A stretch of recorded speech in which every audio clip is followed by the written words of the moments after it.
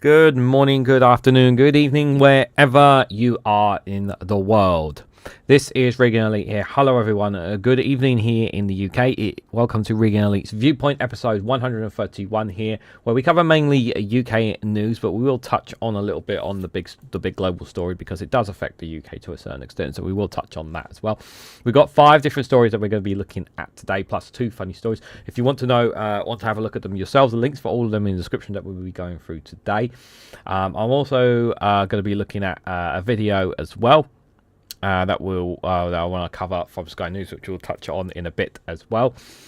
Normally we go about an hour and a half max. That's probably about as long as we will go. And then what I'm going to do, guys, chat if you guys want to. As soon as the live stream ends, I'm going to be hopping on Discord for a little bit, for maybe about half an hour or so.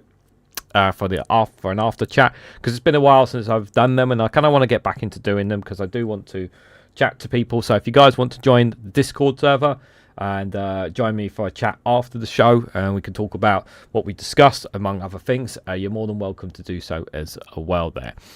Let me just say hello to people who are in either chats, because we are not just live here on youtube.com/Reganelite, which most people, our audiences are, but we're also on twitch.tv/Reganelite1 as well.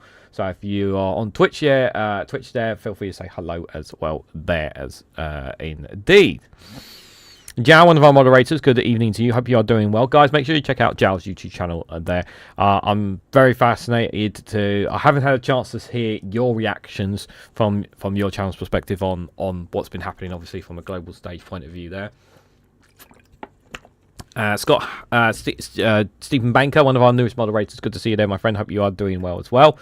Pete's Music, we always jam into Pete's Music. Good to see you there. Hope you are doing well. Counter Kev, good evening to you. Hope you are doing well. Good to see you there in the chat as well.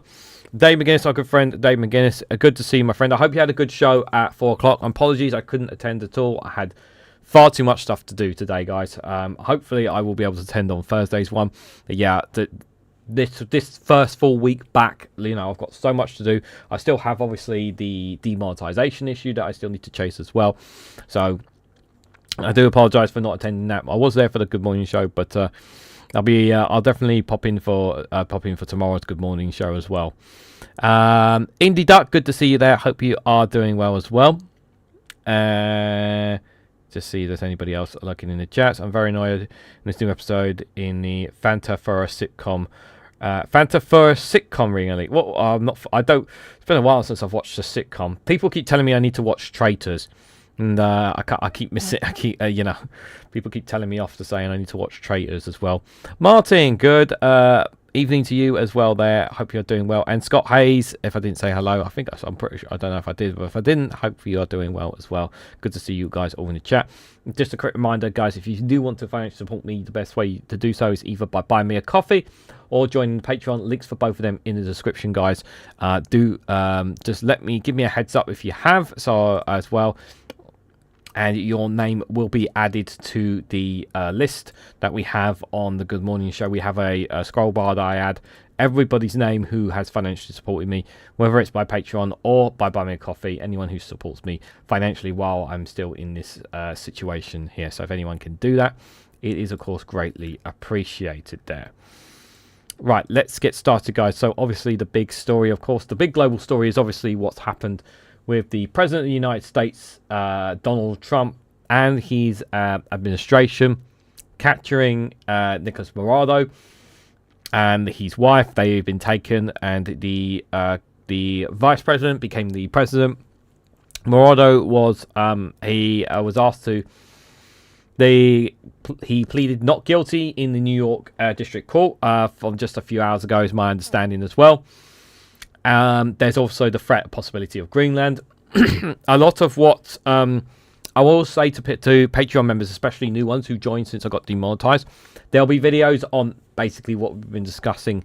What I discussed this morning will be dropping every day at 12 o'clock over the course of this week. So I have videos scheduled to drop every day at 12 o'clock. It's free to watch. You don't need to be a paid member. But if you do join the Patreon, you'll get to see additional content with regards to my thoughts and some more analysis on the whole Trump regime and what they're doing here. It's really, really bad indeed. User, good evening to you as well. I hope you are doing well there.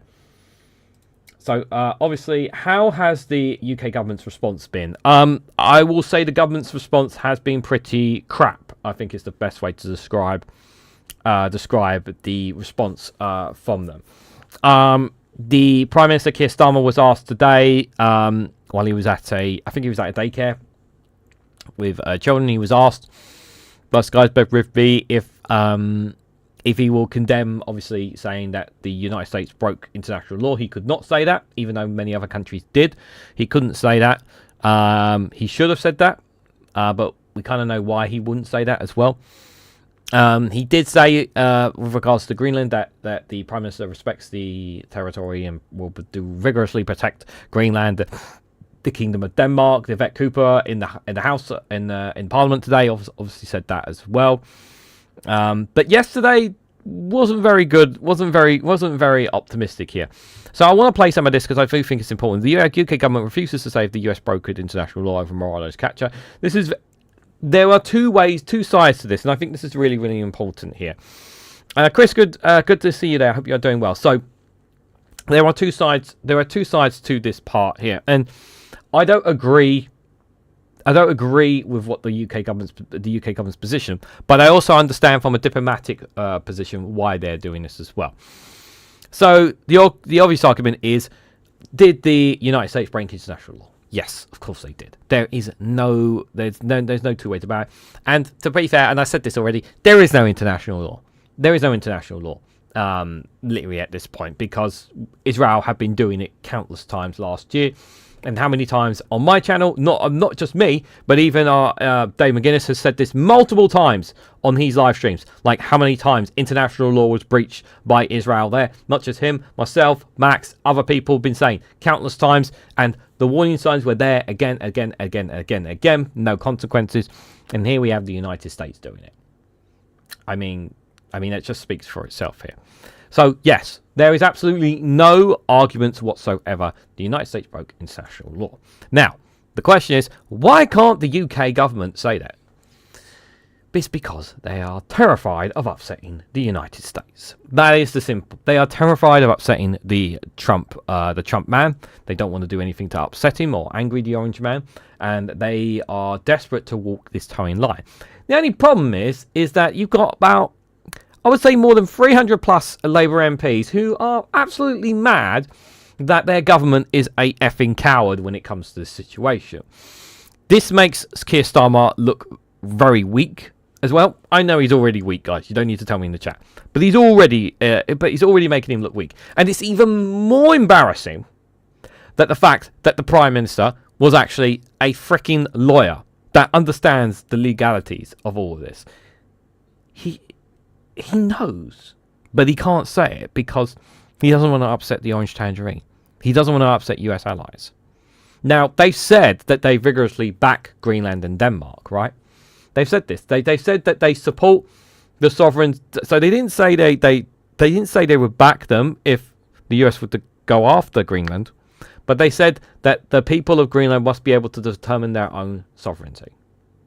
So they're very clear in the contextualized way of not to attack the US in any way, shape, or form.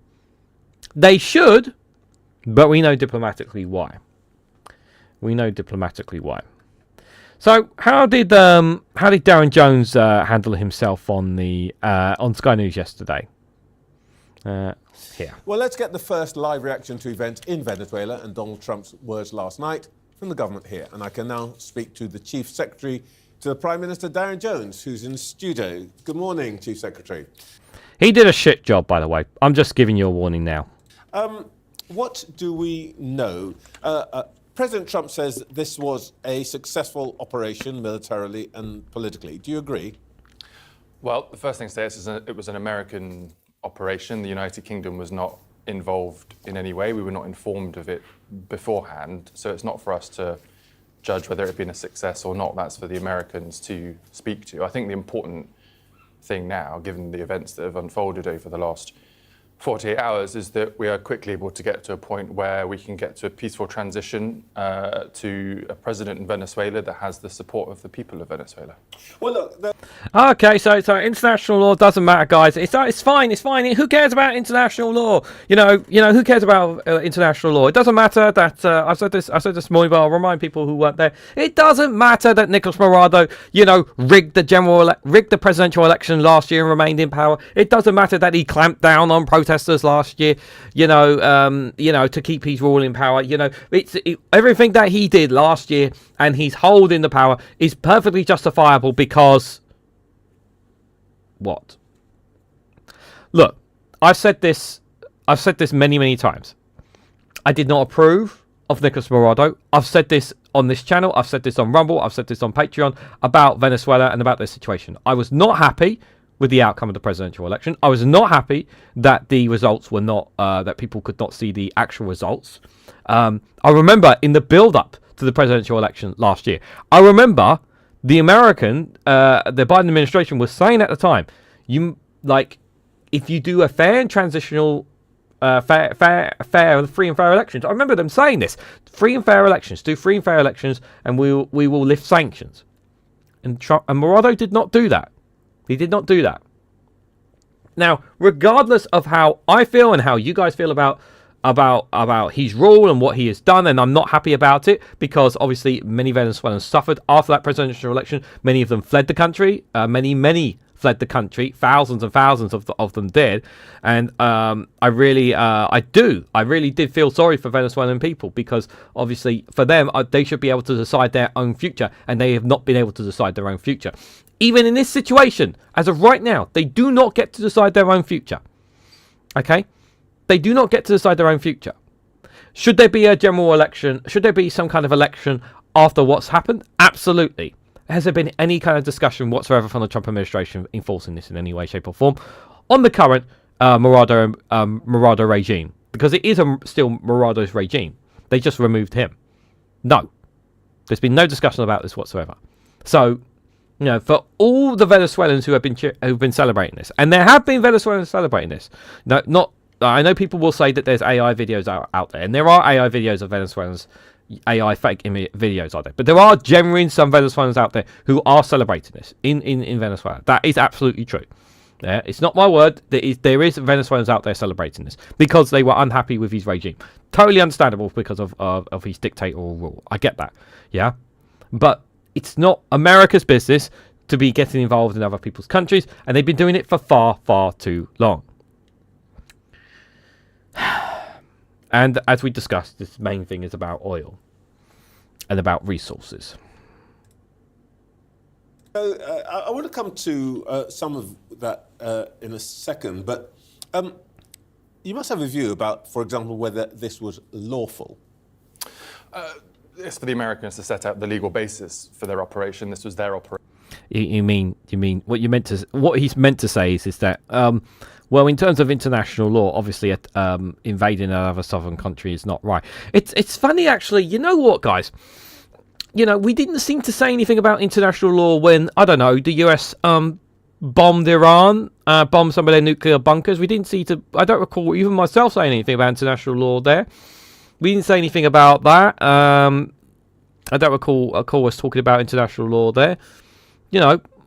It's almost as if we totally forgot about that. I mean, we've mentioned Israel numerous times about what they've been doing in terms of the stopping the flotilla and other boats getting to Gaza to save the desperate, starving, dying people inside Gaza, for example. But it's almost as if that the United States can kind of just carte blanche and do whatever they want, and international law doesn't seem to apply to them. Oh yeah, it also doesn't seem to apply to Israel either. Not NATO, not ours in any way. I don't think the Americans have done that yet. I'm sure they will do in due course. Of course, the United Kingdom abides by international law. We're advocates for international law and the rules-based order. But I can't give you a view right now of President Trump's legal basis for his operation because that's for the Americans to explain. So of course, the Americans will, and indeed President Trump did explain what he thought the legal basis was. He was going after a couple of drug dealers, Mr. and Mrs. Oh yes, guys, because that's absolutely perfectly justifiable. To attack another country, to take its president simply on the basis of drug trafficking, guys. Absolutely the legal basis. If that was the case, why haven't you gone into Mexico? Why have you not gone after the drug cartels that are responsible for shipping so much drugs from Mexico into the United States? Surely there's justification for doing that there.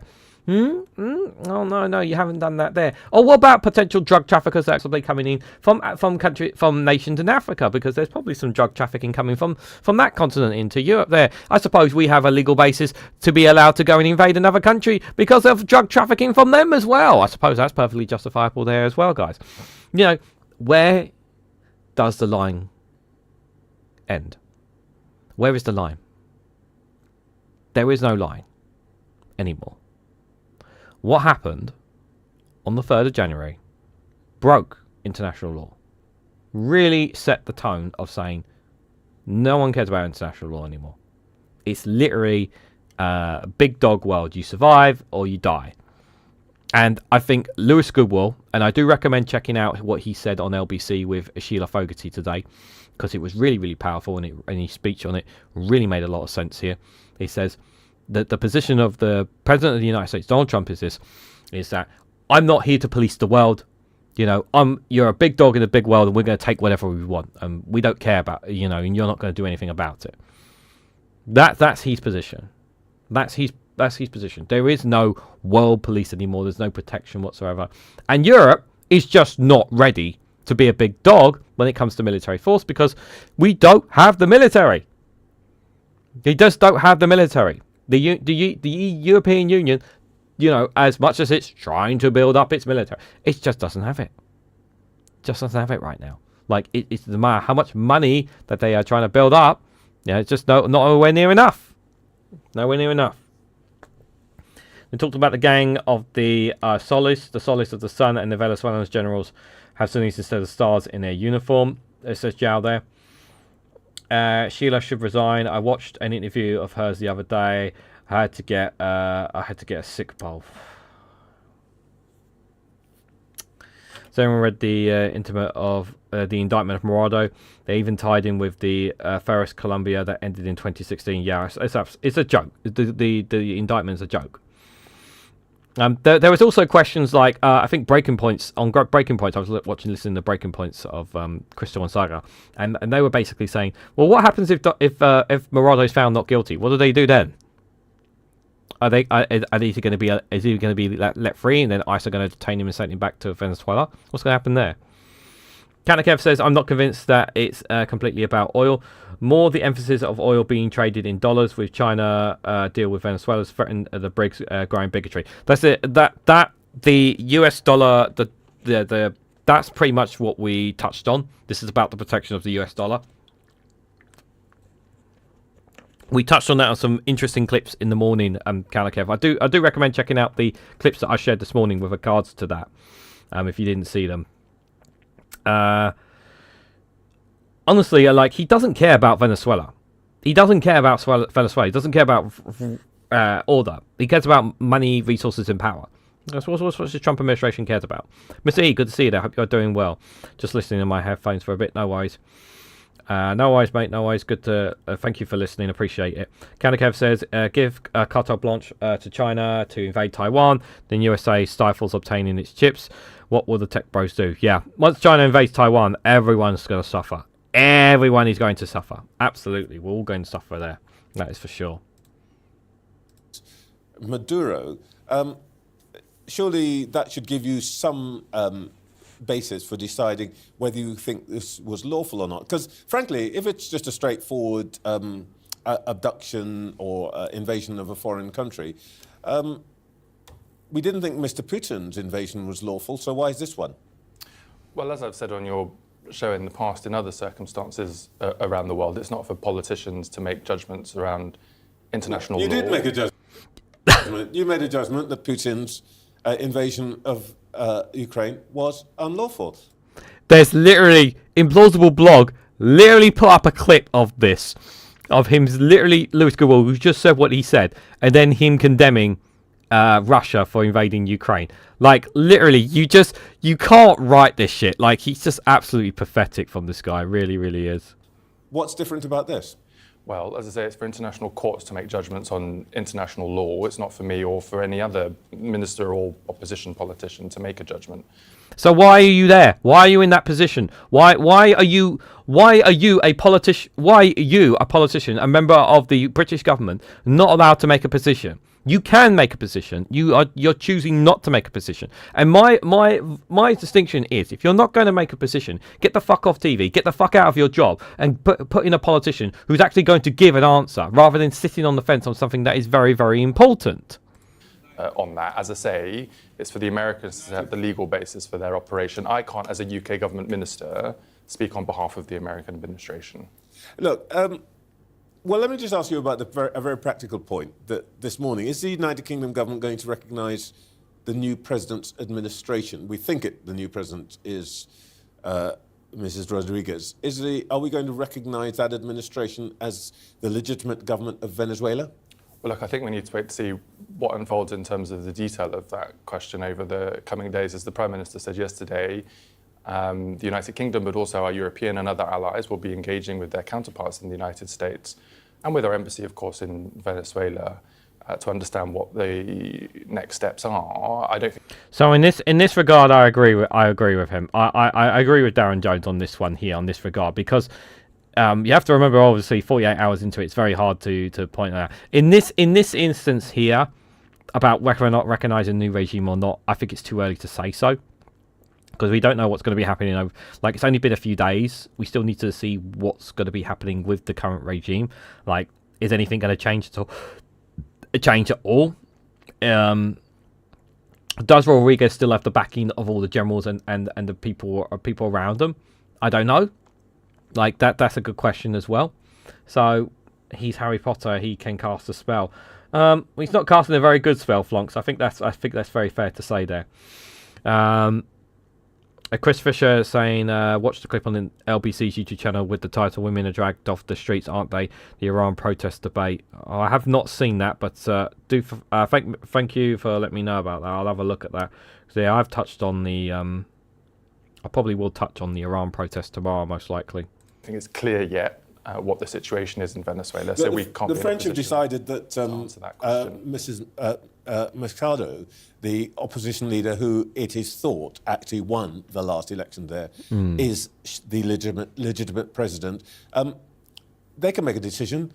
We seem completely unable to make any decisions about anything on this. It's not for the French or for the British to decide who the president of Venezuela is. It's for the people of Venezuela to make that decision, which is why we say... So Macron was wrong to announce that he recognised Machado as president. That's why... I absolutely agree. I think Macron was wrong to do that. I think it was absolutely wrong for France to jump in there and saying, we absolutely recognise the decision that we made. You should not be doing that. Because what the French president has literally done has basically said, yeah, it's okay for America to do what they did. And I'm telling you, it's not okay. You're not supposed to be doing that. You're supposed to be one of the strongest nations in the European Union. And there you are, pounding your puff, to Donald Trump saying, yeah, we recognise what they're doing. It's like, no, you fucking don't. You had no say in this, just like Britain, just like the UN, just like everyone outside this. No one knew this was happening until it happened. Like, we speculated, we speculated or whatnot. You can't say that. It's not right. In this situation, what needs to happen right now? Now, I'll say what needs to happen is a democratic election needs to take place in Venezuela. Is that going to happen? I don't know, because I don't think the US government are going to pressure the Venezuelan government in any way, shape, or form to have those elections, because they don't give a fuck about democracy and they don't give a fuck about Venezuelans. All they care about is their resources and the control over the country. They couldn't give two shits about democracy. And you want to know more proof than that? You should have known that. You guys know this even before this happened, because of America's relationship with Saudi Arabia. And human rights don't mean a fucking thing in that country. So, kidnap Starmer, he's only got 20% liability. He's frigid and surely off the eyes of Chinese. I'm gonna go out a massive limb here and say, Chris, I'm assuming you're joking, my friend, and I really, really, really mean this. I fucking hate all these people on Twitter who have been calling the likes of Tommy Robinson and others, calling for the US to invade the UK after this, to save them from the Communist Labour Party, what they prescribe themselves, and it's absolutely insane that people are actually backing this kind of rhetoric as well. It's absolutely insane and absolutely terrifying indeed. It's not going to happen, but the fact that people are coming out online and saying that kind of language is absolutely devastating. My cat just jumped off the lap, got started in flux. Jal says this is going to have a major backlash in the election in Europe and the EU Parliament. More hard right and militaristic parties are going to rise. It's not good to anyone. Yeah. Frustrating indeed. Frustrating indeed. I don't think we need to add any more context to what we've read there. But tomorrow on Global News at 6 o'clock, guys. I've got a live stream tomorrow at 6 o'clock. And we will probably cover the entire live stream will probably be on this whole subject, if not more. But do join me tomorrow evening because I will be discussing it more there.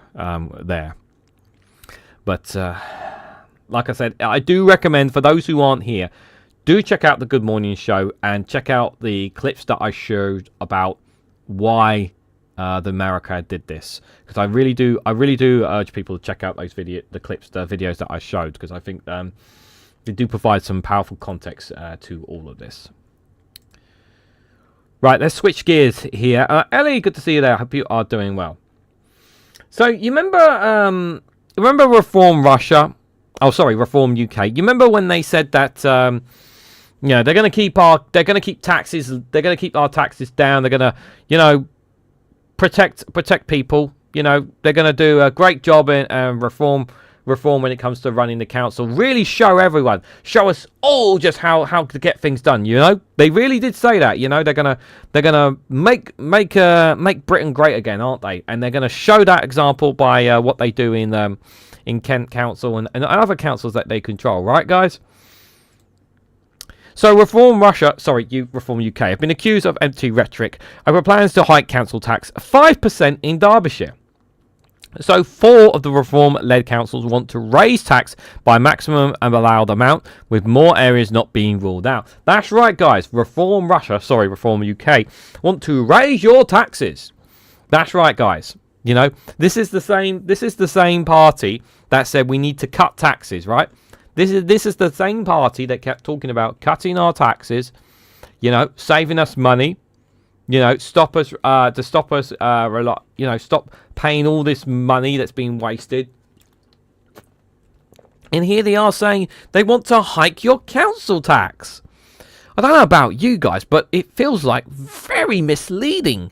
For a political party that always talked about reducing taxes. I could have sworn that in their so-called contract, when the run-up to the general election, they wanted to cut taxes there as well. It's almost as if, guys, they've completely forgotten about what they said. It's almost as if new year, new leaf for Reform UK here.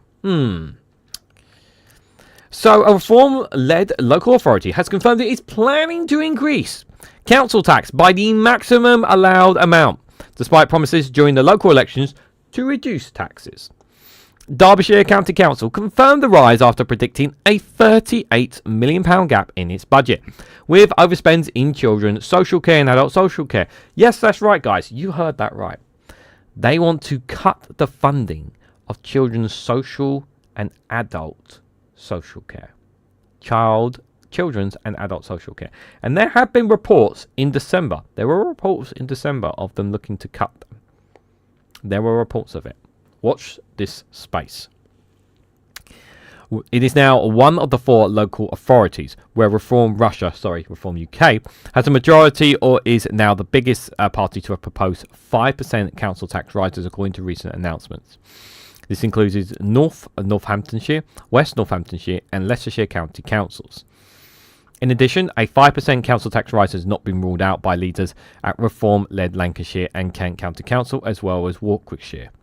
Local authorities are due to approve council tax proposals in late February or early March.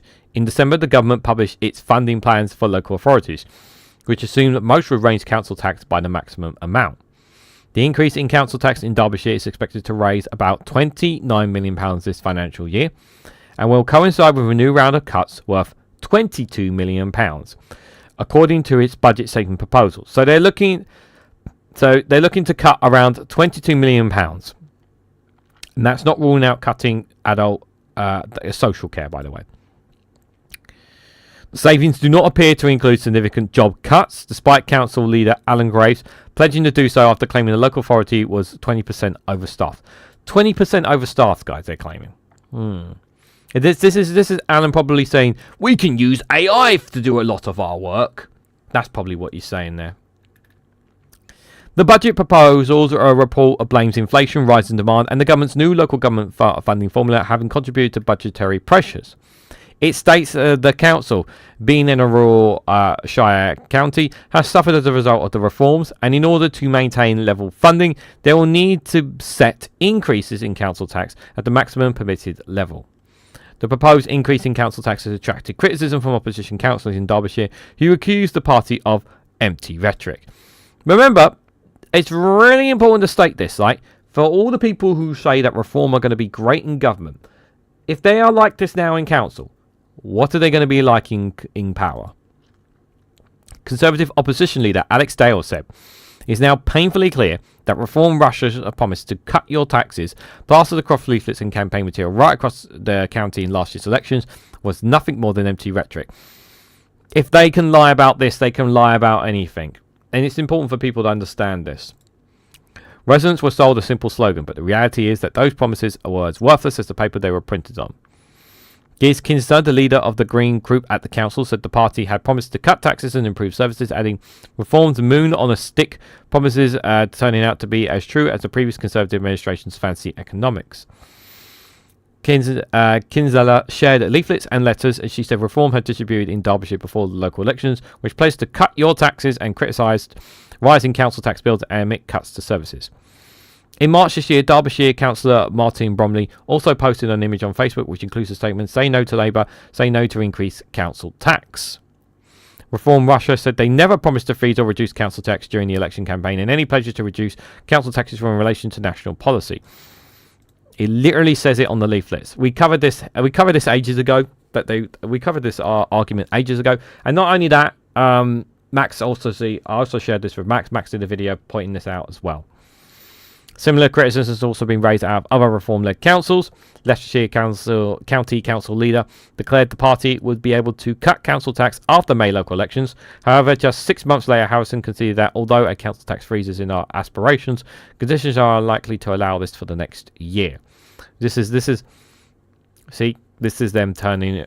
This is them getting into these power, getting into rules or authority.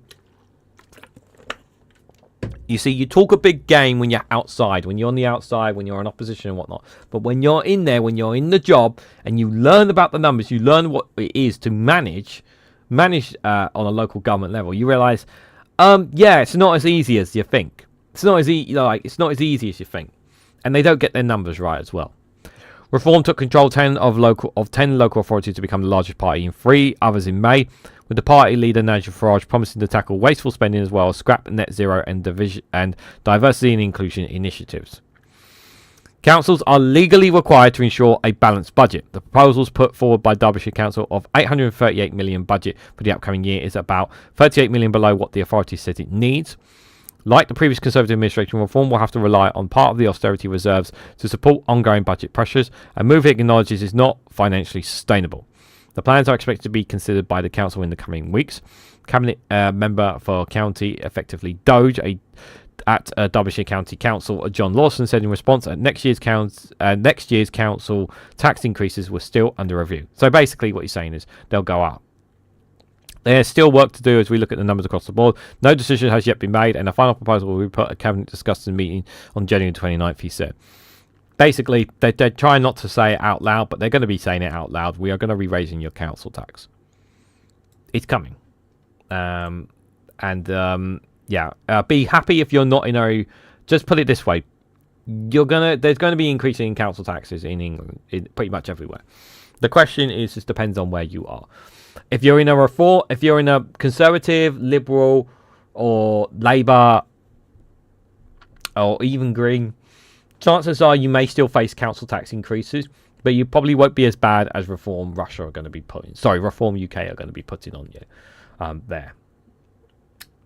When entering the shopping centre via the ramp, it's fun to scare people not watching when they're walking up the ramp low, says Indie Duck. Do you have like a horn or something? If beep beep, move out the way, people. So drive up the hill only in reverse downhill on second thought, maybe not, says Kankiv. Yeah, probably better not do that. Reform are unable to govern, they're incompetent and corrupt. They are incompetent and corrupt. The problem is that no matter how much we point this out to people are still going to vote Reform regardless. Like you point it out so many times, but they still see it. They still don't see it like that. They think they're going to save the UK. They think they're going to save the UK. Sarah Davis, good evening to you. Hope you are doing well there. Farage is a grifter, sort of home bargains version of Trump without the combuster, says Counter Kiv.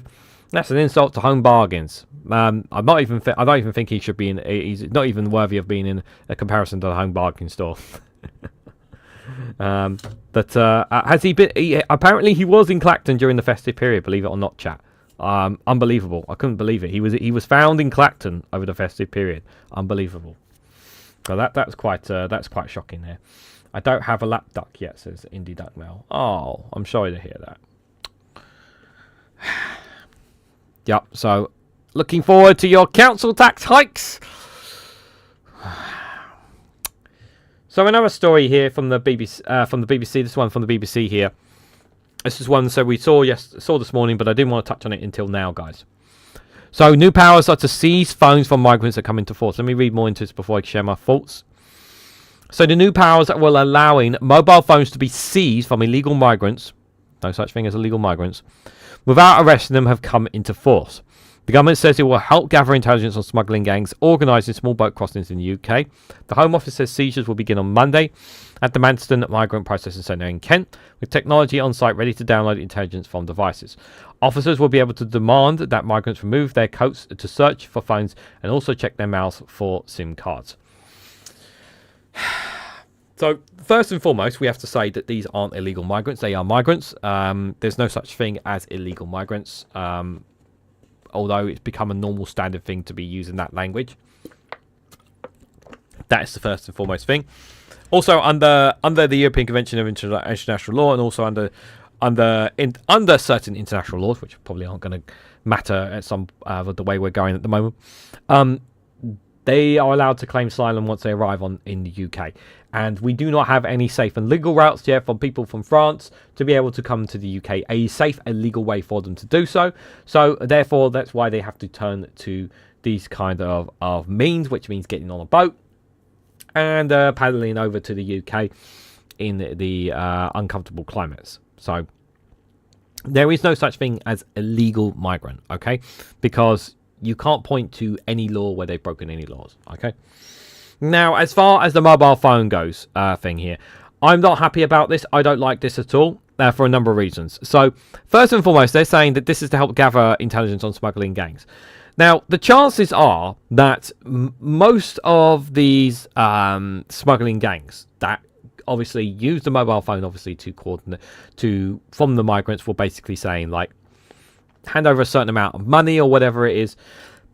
The numbers aren't going to be... They're going to be unknown numbers.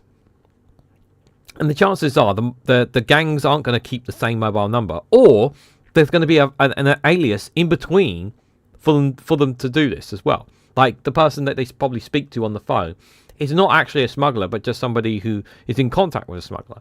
Like, I mean, there may be a chain link there, possibly. Is this going to stop the gangs? No. Could this catch some more gangs? Possibly. It's possible. But it's not going to change anything. It's not going to stop people getting in a boat and trying to cross over to the UK. It's not going to change any of that. It's not going to stop any of that. The thing that upsets me the most out of all this is people having SIM cards and mobile phones. It's their only way of contacting their loved ones when they have fled from wherever they've come from. And to take that away from them is, in my view, incredibly heartbreaking. Unless you're giving it back. If you give it back after, as long as you give it back after, that may be seen. Maybe if you give it back after. But do I trust the UK government to give them back after? Like, how do I know they're not going to wipe the phone? You know, like, the one thing I don't want is people who travel to the UK and have their phones taken away, their only means of communication with their family, to be taken from them by the UK government. And I think it would just be very cold and very ruthless. You know, they would just have no way to be able to contact their family. It'd just be very, very difficult, very difficult for them to do so. The National Crime Agency said the information collection could speed up investigations of smuggling gangs. The Border Security Minister, Alex Novis, said, "We promise to restore order and control to our borders, which means taking on the people smuggling networks behind this deadly trade." Quote, "That is exactly why we are implementing robust new laws with powerful officers to intercept, dispute, disrupt and dismantle these vile gangs faster than ever before and cut off their supply chains." The Refugee Council said it was important that the new powers were used proportionally. It said phones were a lifeline for vulnerable people who need to remain in contact with their families. Exactly. And also the other thing as well is that if you seize the phone or take the phone away from them, you're going to end up giving them a phone back anyway, because the Home Office needs to contact migrants in the UK when they're under asylum claim. So they need the phone either way. Mike Tapp, Minister for Migration and Citizenship, said seized phones could later be returned, but that would depend on individual circumstances. So you're not guaranteeing everyone will get their phone back. What's found on the phone, that's for the guys on the ground to make that operational decision. Right. So basically you're implying that you're not going to give back, you're not guaranteeing to give back the phones to them after going through them. Speaking on BBC's Radio 4 Today programme, he added, "If people have devices that could hold intelligence, then we are right to be able to seize that. That doesn't take away compassion. So taking away their one and only way of contacting their family if they come by with themselves, that's definitely not taking away compassion, guys, apparently. According to Mike Tapp, that's not taking away compassion. I'll let you guys in the chat decide whether that's taking away compassion or not. The new law also introduced offences that could leave perpetrators facing up to 14 years in jail for storing or supplying boat engines that bring migrants to the UK. Like, that's all well and good. But again, most of these smugglers are going to be, guess where? They're not going to be on UK shores. They're going to be in Europe. like the laws in the UK on this, it's just, this means bollocks. It don't mean shit, because the majority of them are in France or in Belgium and other parts of Europe. So this is people crossing the English Channel in small boats, culminating in total detected year by year here. The highest number was in 2022. 2024 and 2025 saw two increases back to back there. So it's possible that this year could become the highest, depending. Smugglers downloading maps on where to depart or depart on small boats, and researchers, the best place to buy equipment for the dinghies, could face 5 years in prison. Again, not going to do anything. Martin Hewick, a task with curbing channel crossings, said more than 4,000 disruptions against smuggling gangs have taken place since this unit was set up, including seizing cash and convincing key players. He said that Monday marked a key moment to go further with extra tools to crack down on smuggling. The Home Secretary Shabir Mahmood also notes plans for significant changes to the asylum system to deter people from coming to the UK and making it easier to deport them. A total of 41,472 migrants crossing the channel in small boats in 2025, almost 5,000 more than the previous year.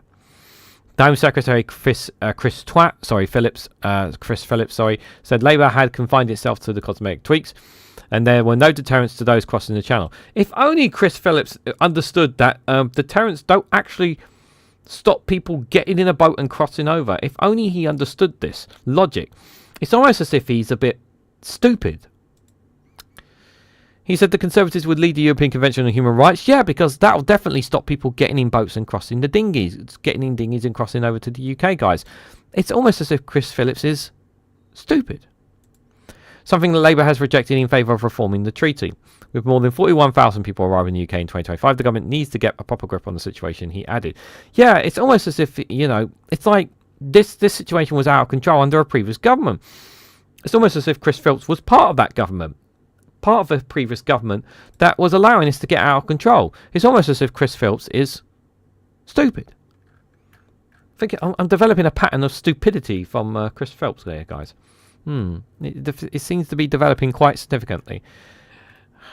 Then again, he doesn't have much. He doesn't have a lot of intelligence there, to be fair. But I'm not in favour of the season of the mobile phones. I don't think it's going to make a difference. I seriously don't like the fact that they meant that they won't return. That they get to choose whether or not they get the phones back or not. I think that's really heartbreaking for a lot of people.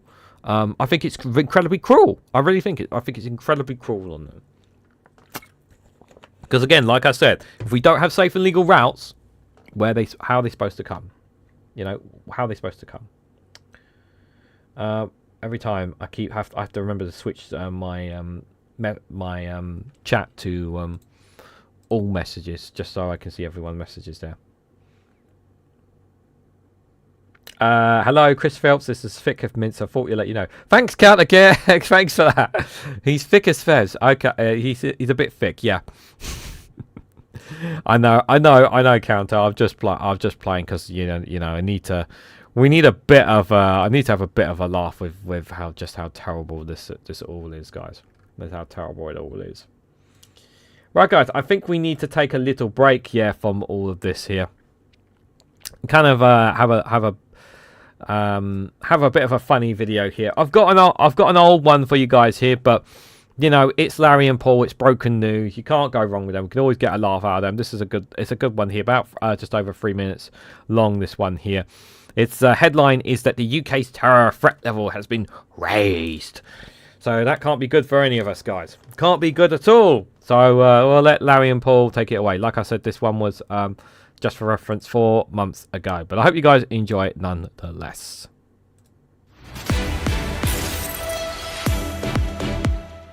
Welcome to Broken News.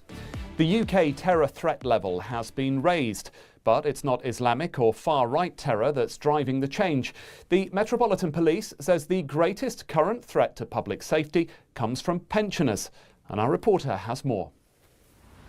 Years ago, if you'd have whispered the word pensioner to anyone under the age of 70, you'd have gotten a warm smile as they fondly remembered the smell of boiled cabbage, mothballs, and the vacant-eyed dribbling farts of old Nana Betty. But today, if you were to shout the word pensioner in a public place, you'd be likely to create a wild, screaming panic, and many would duck for cover behind bollards.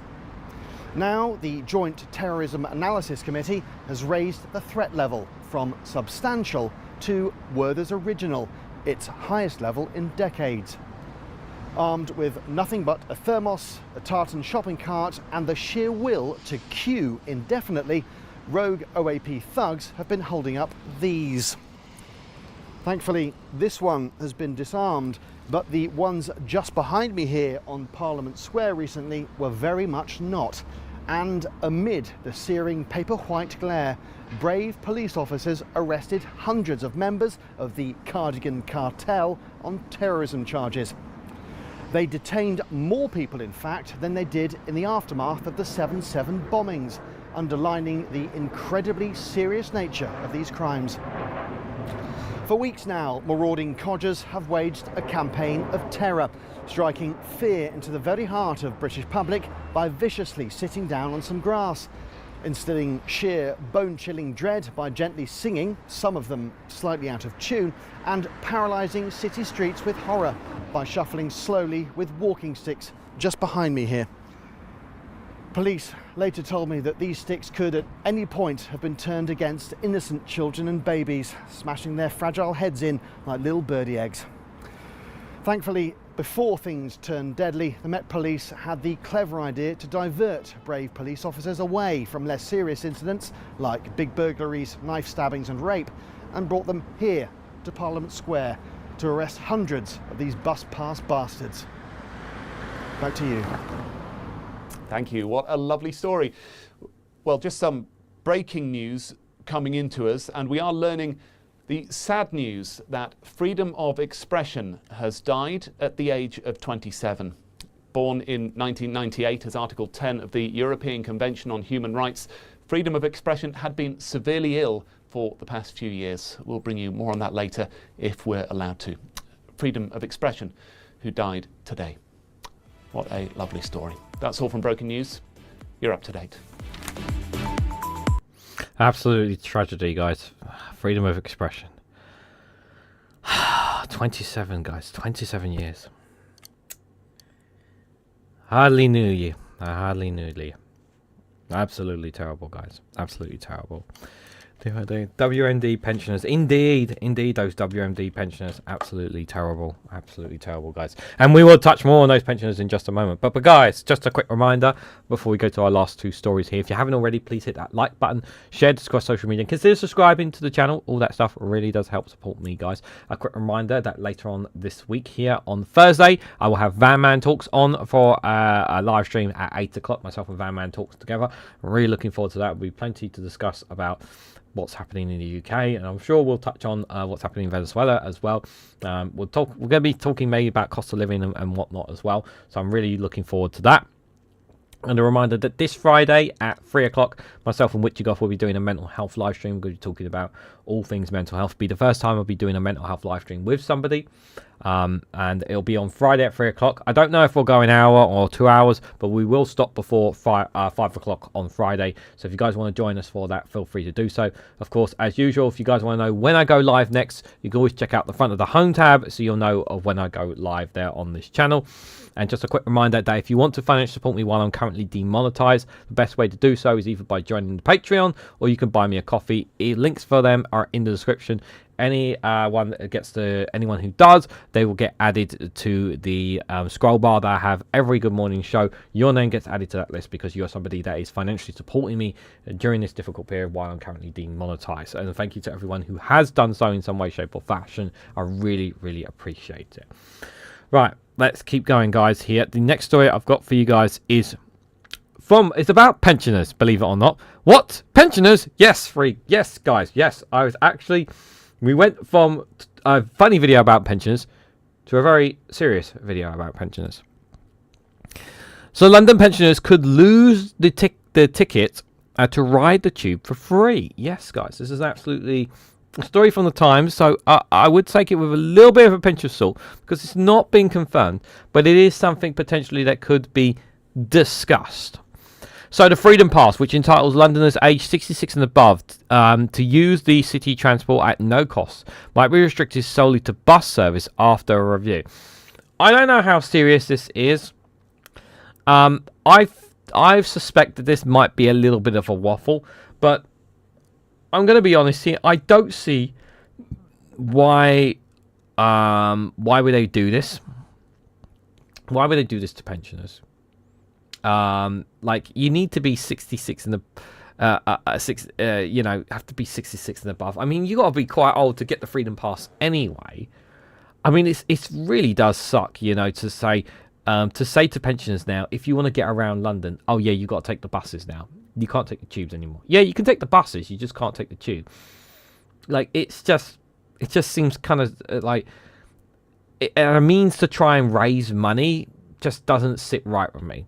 And it's not like something that I don't really see like Sadiq Khan has been a decent mayor. I don't like he's been a decent mayor. Like he's not been a terrible mayor in any way, shape or form because I think he's introduced some great stuff in London. Something called the Superloop bus that he's introduced has been absolutely brilliant, I think, for the City of London.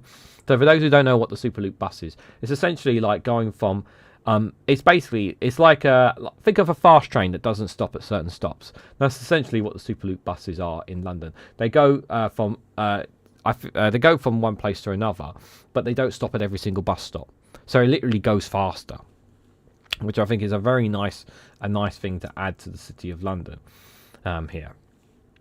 So let's read more into this story. So it says London pensioners have long enjoyed free travel across the whole of the city's transport network, including the underground and the overground rail service, in contrast to much of the rest of the country. However, London Council is the umbrella body that administers the scheme on behalf of the local authorities for the capital's 32 boroughs, and the City of London is launching a review which could recommend that free travel for Londoners aged 66 and above be restricted solely to bus service. This is asking the question, should over 60 still get free travel? In my honest opinion, yes. Because they've worked all their lives, and yes, they should. The annual cost for the scheme is expected to increase by more than 10% this year to £372 million. The scheme is ultimately paid for by taxpayers in local authorities, and the payment effectively offers compensation to operators, including Transport for London, as well as bus and rail concession operators. The bill comes at the same time as London's local authorities facing a spending squeeze in other areas, from social care to special needs provisions. In much of the rest of the country, the Freedom Pass allows Britons aged 66 or older to access free off-peak bus travel in London. That travel concessions is extended to all forms of available travel. My honest answer is, don't touch it. Leave it alone. Is my answer. Stephen Bond, the Chief Operating Officer at London Council, told a pre-Christmas meeting that if the scheme costs would be reduced to £224 million per year if London's Freedom Pass entitlements were reduced solely to bus services. It's all about money and cost. It's never about people. It's always about money and cost when it comes to these decisions. Always about it. Why is it always about this? Increased use of the network by those using their Freedom Pass has driven costs, and has a change by the way the Elizabeth Line journeys are calculated. For the first time this year, TfL will also charge London councils for the cost of Oyster cards that the Freedom Bus benefits are attached to. That amounts to £1.50 per card, multiplied by the anticipated number of passes, nearly 400,000. In agenda papers for a meeting in London Council Transport and Environment Committees, Boone said the Society of London's Treasurers, a grouping of the London Borough's chief financial officers, had expressed concerns about the growing cost of the Freedom Pass scheme. Boone said these officers will continue to work to identify what other policy options might be used to control the cost of the scheme's future. The story was first reported by the Evening Standard. You shouldn't trust anything that comes out of that paper.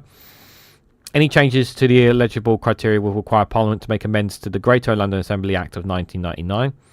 Alexander Emmon, a member of the Transport and Environment Committee and a Liberal Democrat councillor in Richmond, described the cost of the Freedom Pass as a ticking time bomb from London's local authorities. There is obviously the other counter argument, and I think this is also a fair one, is that we are having more people are living older, and we are we are living longer, and there are going to be more older people as time goes on, and that comes at a cost too. So how do you mitigate that cost? And that's the counter argument here as well, but I don't really have an honest answer to. Witchy Goff, good to see you there. Hope you're doing well. Spiralling cost comes at a time when councils such as Richmond are already set to be hobbled by 30 million plus in a year's cuts as part of the ironically named fair funding reforms of the Labour government. In a handful of years, the bill for London's local authorities will be unsustainable, £500 million. So proper financial support from the government is urgent. Again, it comes to money rather than the care and well-being of them. Witchy Goff, good to see you there. Hope you are doing well. Flux Outrage says, is that the very same person from Brighton that said nothing about the incidents that happened in West Midlands where Asians were racially attacked? That would be the van person you are having on Van Man Talks. Can you please read out? Yes, that I don't know if I don't recall that comment, but yeah, it's Van Man Talks. Is that the person from Brighton that likes to denounce immigrants? That Van's person's. Yes. I don't recall him look, I'm going to make it very clear. I don't recall him saying that. In my there.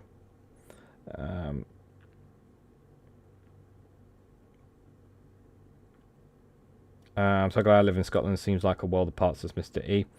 Welcome to capitalism, where the people get concentrated into monopolies, oligarchs, and result in fascist control. Yeah.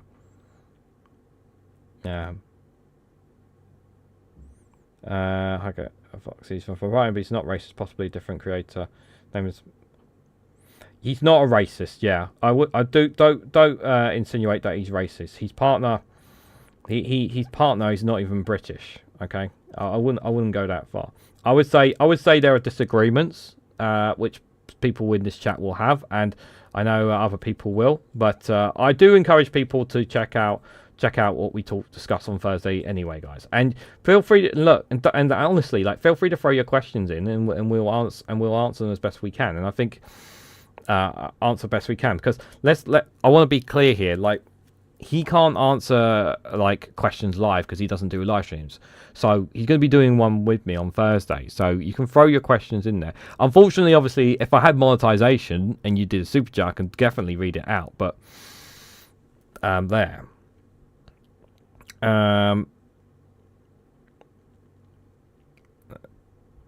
Yeah, okay. You guys are entitled to your opinions, okay? But entitled to your opinions on him.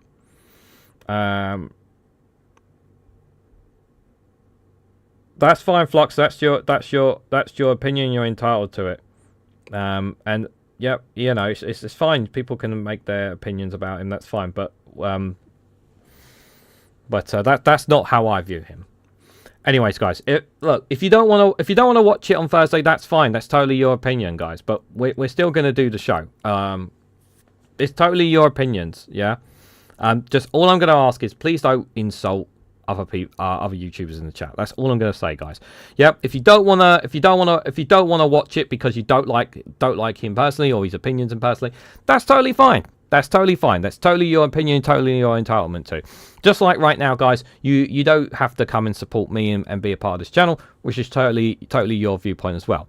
But I'm not going to cancel the live stream or not do it with him. Cancel live stream, yeah, because there are things we agree on. Are there things we disagree on? Sure.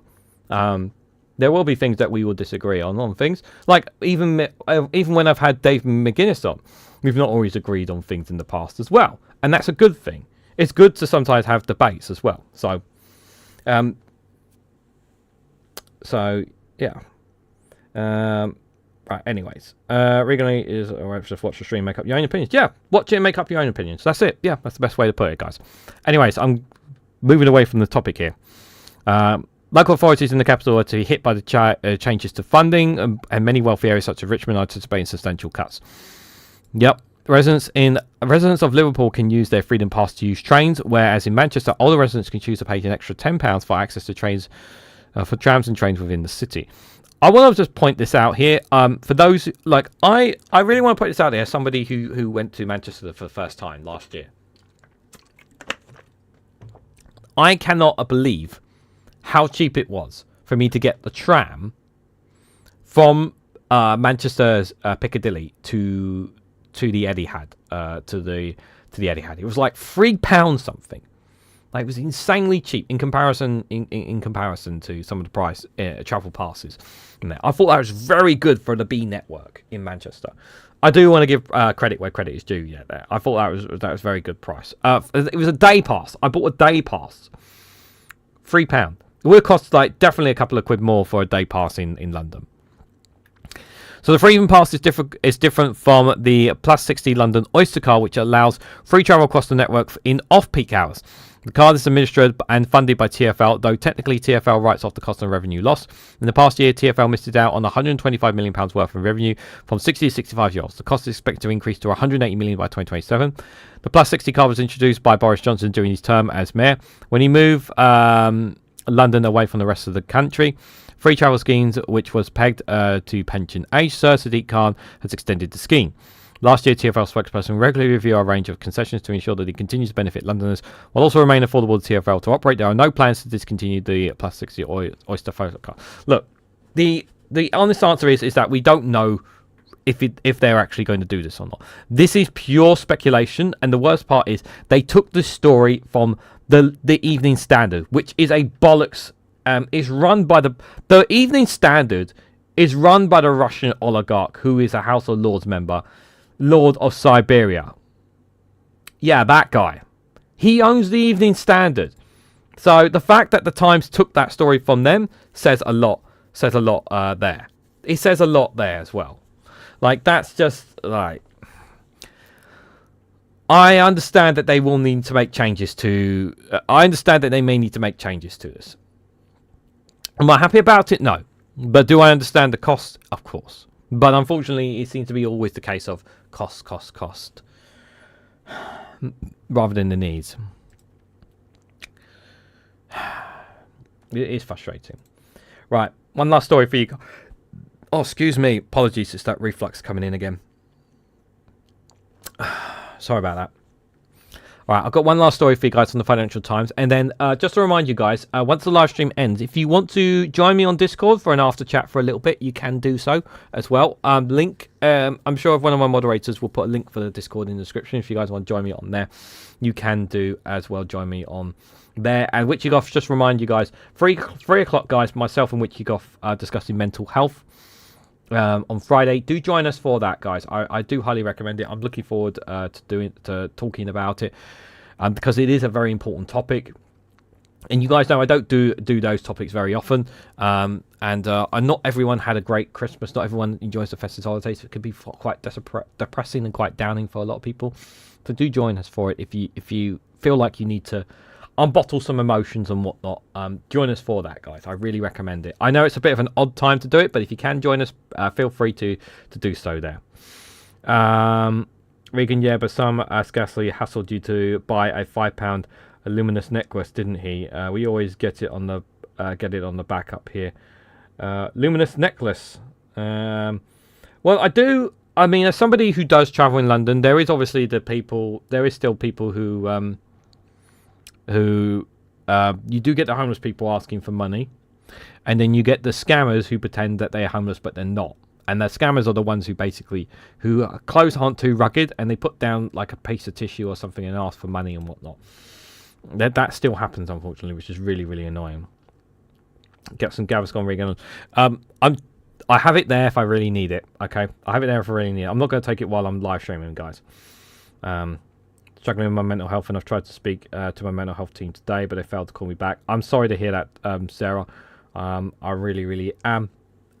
If you want, Sarah, I know you haven't been, you weren't there for our last mental health live stream, but if you want to check out the one I did a few months ago, you're more than welcome to check that one out there. If you just go onto the live stream tab on my channel, you can find it there. I've done different mental health live streams. So if you ever want to check one out there, if it helps at all, if you can join us on Friday, please feel free to do so, and we'll try to help you and anybody else who joins us as best we can. And I'm really, really sorry you're going through that. I really, really do. Of course. But yeah, I do appreciate you guys being here. I really, really do.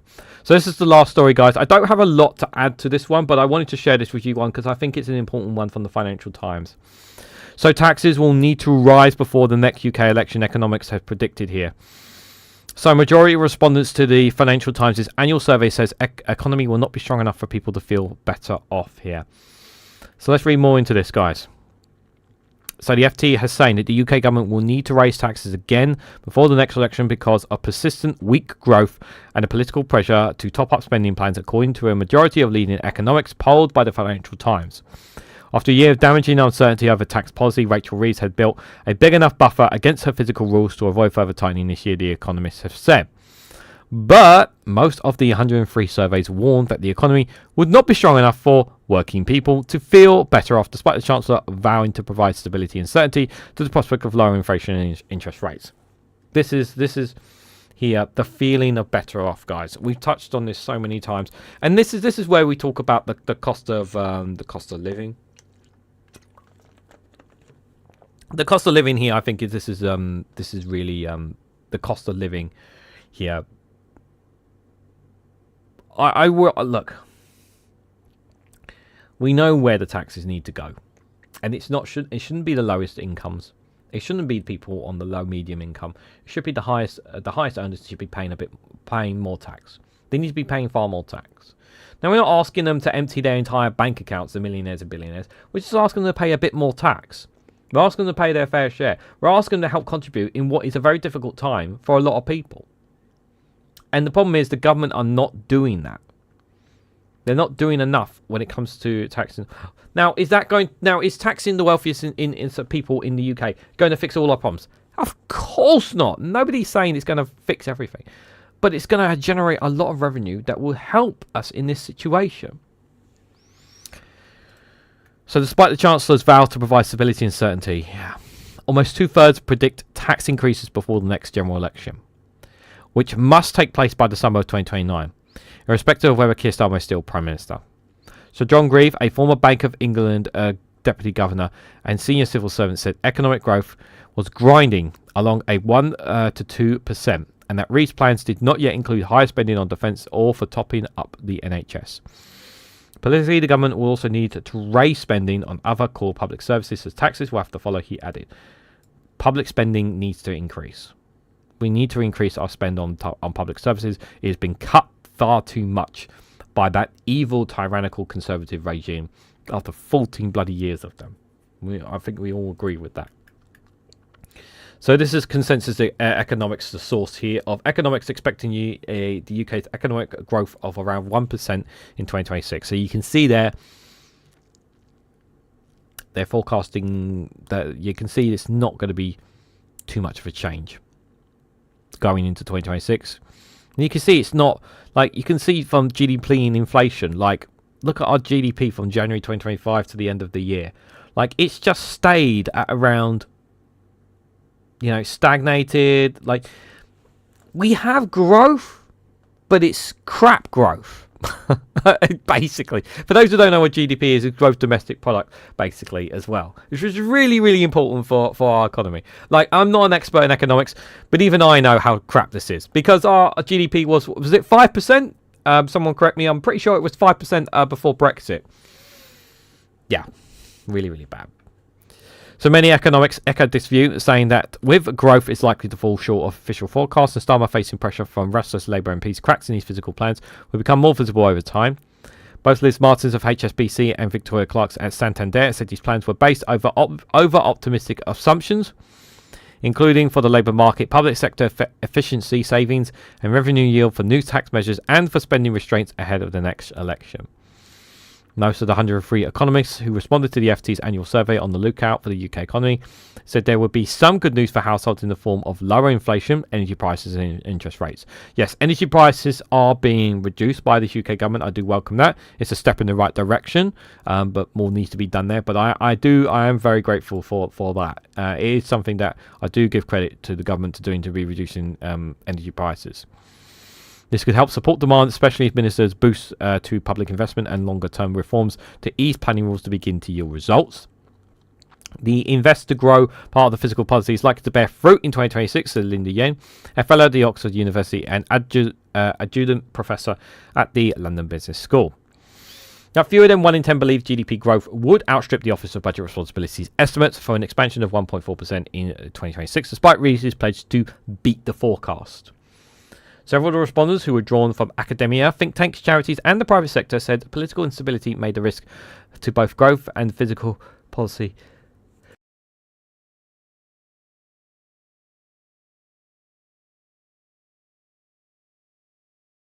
apologies. I felt that coming, and that's why I muted there before it came. So apologies for that. That's why I have to have hand sanitizer here. So apologies. Let me read that again, guys. Apologies.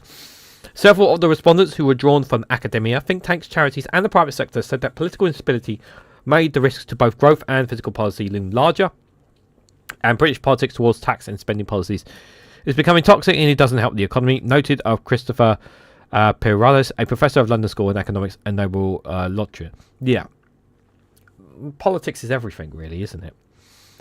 So they were asking here from the FT Survey of Economics, do you expect Rachel Reeves to outperform the 1.4% official growth domestic product forecast from the OBR for 2026? Over 60% of people said no. Over less than 10% of people said yes. Less than 10% said they were unsure. And roughly about 25% said about right. Yeah. Flock says GDP is a poor measurement of how a country or nation is doing. It does not take into account increases in food prices, rent, or how many people are in poverty. Pulse LSE brainwashing. If I'm absolutely honest, Flocks, I don't pay too much. I'm not an economic expert in any way, shape, or form. I'm paying more attention to what people are saying, what people are feeling, both online and what people. What online and what on the streets are saying more than anything. That gives me a much better feel of what's going on, rather than numbers on a chart, because numbers can be played about with. But I totally get that position. I don't really take the GDP thing. Like, of course, like, growth sounds great, but growth doesn't put money in people's pockets. I've said this so many times on my live streams. It doesn't put money in people's pockets. It doesn't ensure that people have a roof over their head. It doesn't ensure that people have a stable job. It doesn't ensure that people have a decent quality of life. It doesn't guarantee that for everyone. Like, you could have 20% of gross domestic product. It doesn't mean that people are all better off. It doesn't mean that. It might sound good on paper, but it doesn't mean that people are better off. Speculation in the run-up to the November budget, when Reeves announced the £26 billion of tax rises, had dented confidence and investment. And I would expect that to continue with uncertainty over the political future of the Prime Minister and Chancellor. This year poses several tests for Starmer, with the elections to the Scottish and Welsh Parliaments and the polls for local councils in England in May. Yep, I expect Labour. At the moment, my expectations is Labour to get hammered in Scotland, Wales and England. As of right now, that's my expectations.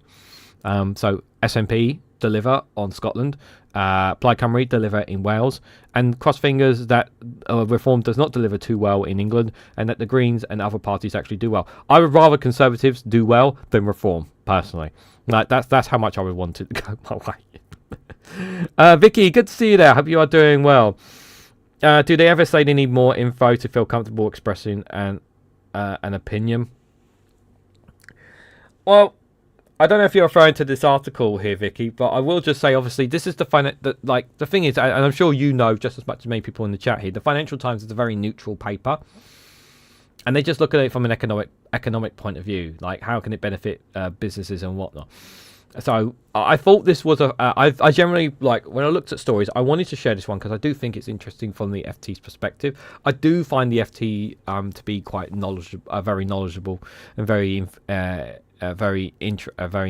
interesting, because it's not biased towards a left or right wing, if you know what I mean. But that's just my opinion anyway. Careful, good to see you there. Hope you are doing well. Medium GDP would be more instructive there, says Careful there. With Nigel Farage Reform UK's party leading national opinion polls, Labour is well expected to get a drubbing on all fronts, putting the Prime Minister's leadership on the line. Politics is the biggest risk in the UK market 2026, says Jane Smith. UK Economics, says IGN, adding that a change of political leadership, or even growing anticipation of one, could push up the gilt yields again.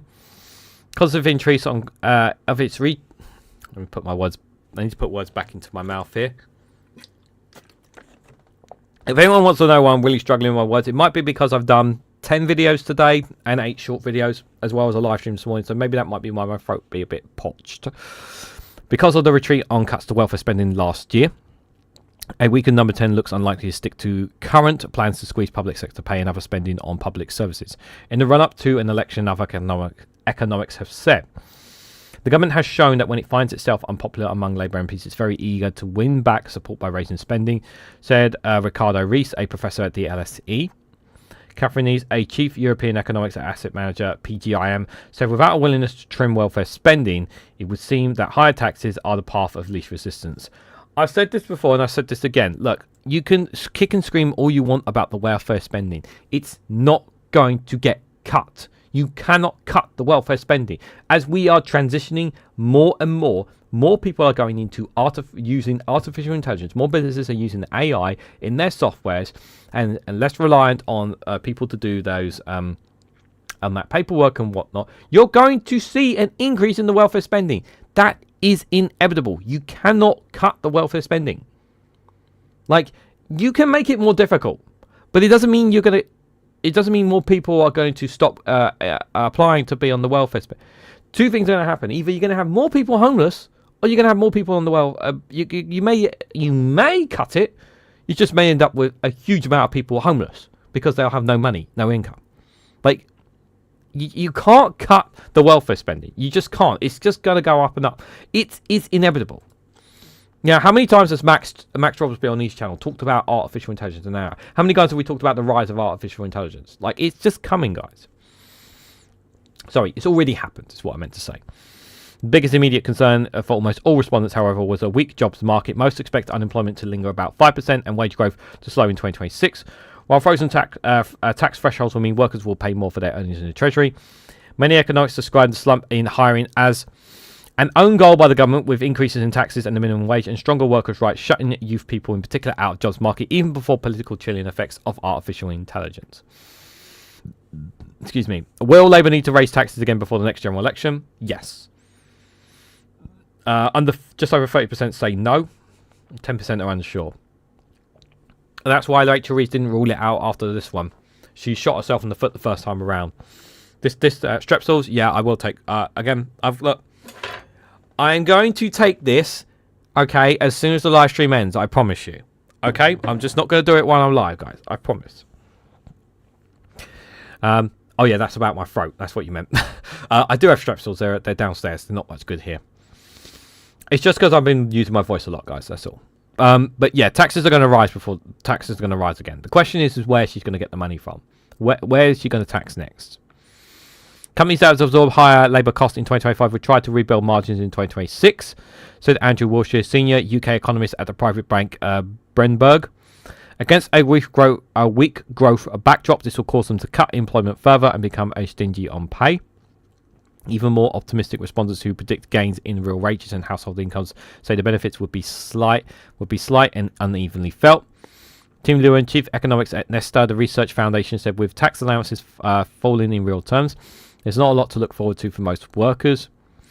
And Rich Curfey, chief executive of the Resolution Foundation think tank, says lower energy bills and interest rate, along with the end of the two-child benefit cap, will make April 2026 a cheerier affair for some Britons, but weakening real wage growth will mean that for income overall, the return to the damaging stagnation of the last 20 years will be hard to avoid, she added.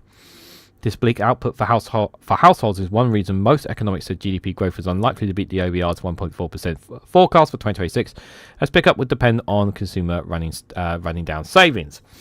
And several survey respondents underlined limits to the government's ability to lift economic growth in the short term, especially given the volatile geopolitical environment. Although they gave ministers credit for reforms to planning in particular that could eventually pay off. One problem that should be less daunting by the end of the 2026 is inflation, which fell more than expected to 3.2% in November. While survey respondents agreed price pressures were set to ease further, they were split on how much further the Bank of England would be able to cut interest rates, now at 3.5%. Many respondents said their predictions on the outlook for fiscal policies were highly uncertain given the time still to go before the election. A minority believed that the government would stick to its current fiscal plans, arguing that Reeves had built in enough headroom to avoid further calls on taxpayers, or that the instinct for political survival would prevent her raising taxes again close to polling day. But even in this group, several said that tax rises would simply be accelerated or deferred under the next parliament rather than avoided. Andrew Oswald, professor of economics and behavioural science at Warwick University, said voters were not daft. Ultimately, UK citizens want a decent welfare state, and currently they cannot have it without paying more in tax. So yeah, we are going to be paying more tax. It's just a question of where it's going to be paying. I do find it quite fascinating, but the fact that the FT is coming out and saying this is pretty much a big, yeah, you're going to be raising taxes. It's definitely happening. We know it. You know it. You're just not telling everyone about it. So it is coming. It is coming, unfortunately. As measured by what is this? People think wokeism or culture wars is left wing. It's not. It's economic, but no one now is informed enough to realise it. The UK has a good GDP and a terrible income inequality, and an obscene debt above the level of production of wealth. Jal says there. In economics, you need multiple factors to analyse the economic situation of a country, both in micro and macro level. Both are important, and only interacting both can we reach conclusions. Capitalism with socialism is common sense. The Nordic countries are an example of it. Rachel shouldn't be in charge of the tea trolley, let alone be in charge of the budget. Yeah, she doesn't know what she's doing. She doesn't know what she's doing. I do tend to, if there's one economics I do tend to listen to, is Richard Murphy. I don't always watch his videos. the way he broke down the budget and whatnot made it sounded very logical to me. But I'm sure some of you, if some of you guys want to recommend better economics, yeah, feel free to drop their names in the comments as well. The US now has villages of homeless people and people living in cars. Yeah, it's absolutely disgusting. That is absolutely terrible. Right, guys, before I head out, we got one last video to see ourselves out. Of course, I wasn't going to leave you guys hanging without one more funny video here. Oh, good. I actually haven't watched this one because it's Garen. I'm kind of like, yeah, I'm just going to pick this one and see how it goes. It could go terribly well or it could go terribly badly. And just a reminder, I'll be heading onto Discord after this live stream. So if you want to join me for half an hour or so, I'll be on there till about 10 o'clock. Feel free to do so. Feel free to join me on there for a bit as well. But before we end, here is Garen with culture shocks in Ireland. Culture shocks, guys. What could possibly go wrong here?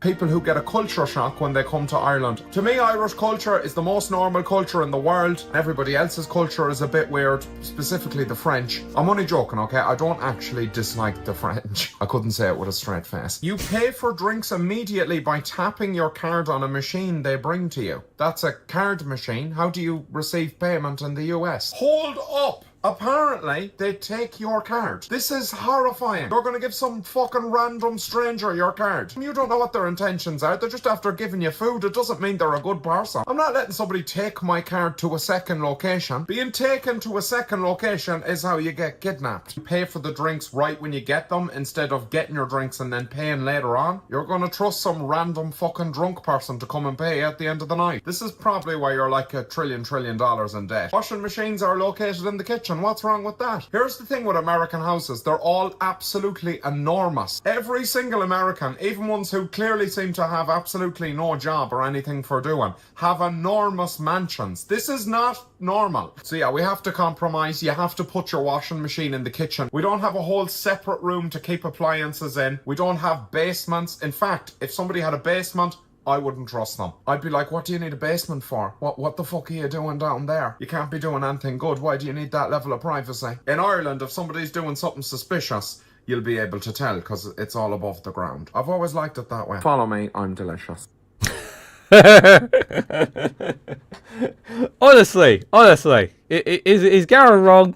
Is Garen wrong there? I don't think he's wrong there. Yeah. What? Why you got the washing machine in the kitchen? Why do you think we got the washing machine in the kitchen? The comparisons between us and Americans is staggering. And one of my favourites of these was criticising an American influencer going around an Irish supermarket and questioning everything that she was seeing, and Garen was like, "What are you doing?" Oh, it's just hilarious, guys! Absolutely hilarious. Do check out Garen Music YouTube channel. Absolutely hilarious stuff. He hasn't posted any new stuff for the year, but I'm sure he will do at some point, guys. Absolutely love the man. And as somebody who's part Irish, I couldn't be more appreciative of Garen. I look forward to returning to Ireland someday in the future, guys. I really do. So, guys, we come to the end of the live stream. Like I said, if you want to join me on Discord for a little bit, feel free to do so. Link for it is in the description. But I want to say a massive thank you to everyone who came along tonight. Thank you, guys, for all your comments. I really appreciate it. So many people came out tonight. I really do appreciate you guys being here, of course.